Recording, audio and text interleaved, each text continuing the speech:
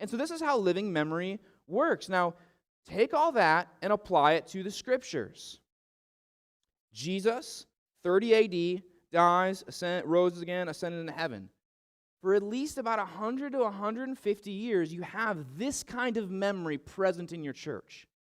People who are like, yeah, my dad was in Jerusalem the day Jesus died.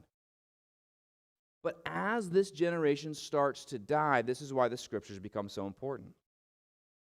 You know, we have kids of Phoebe. Yeah, my mom brought the letter of Romans to the church. But once those kids start to die, we really need to know which books are from Paul, which books are not from Paul. Here's an example of living memory from the early church. This is Irenaeus writing. Who would have known Polycarp? Irenaeus was probably born in the year 130 AD, so again, think of this timeline. But here's what he says about meeting with Polycarp. He says, I have a more vivid recollection of what occurred at that time than of recent events. So when I was a kid, I can remember it so vividly. I can even describe the place where the blessed Polycarp used to sit and discourse, his going out to and his coming in, his general mode of life and his personal appearance. It's like I knew what he talked like, what he looked like when he would come into the church, the spot he would sit. He would speak of his familiar intercourse with John, that's John the Apostle. He would talk about how he used to know John the Apostle because John the Apostle discipled Polycarp, with the rest of those who had seen the Lord, how he would call their words to remembrance.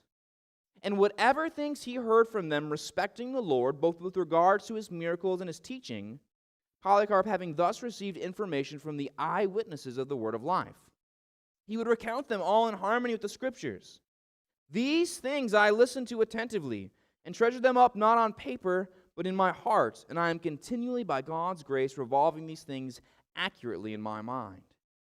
One of the ways that Polycarp knows what happened in the time of Jesus is he knows people who knew the apostles. Like, for example, he'll tell this story where, like, John was going into the bathhouse, and there was this heretic there, and he's like, John the Apostle, according to Polycarp, was like, get out of here, guys, in case God strikes the building and it falls down while we're in there. Okay? That's one of the stories that Polycarp passed on to Irenaeus about the Apostle John. And so you have this living memory in the church.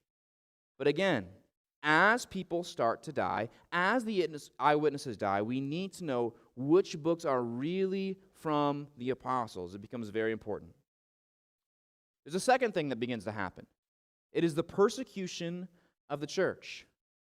The persecution of the church causes us to realize which books are really from the apostles.